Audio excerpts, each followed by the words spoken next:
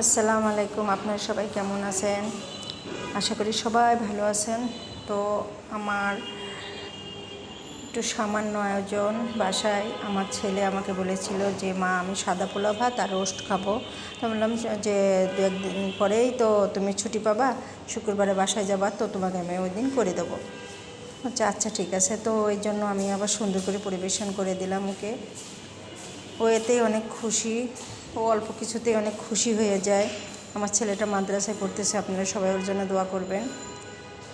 তো ওকে পরিবেশন করে দিচ্ছি আমি, সাথে একটু সালাদ দিলাম, শসা দিয়ে ওকে আমি সুন্দর করে সাজিয়ে গুছিয়ে খাবারটা দিলাম। বাসায় থাকে না তো, ছেলেটার জন্য খুব খারাপ লাগে, ওকে তো আমি প্রতিদিন নিজে হাতে খাওয়াইতে পারি না। তো আপনারা সবাই আমার ছেলেটার জন্য আবার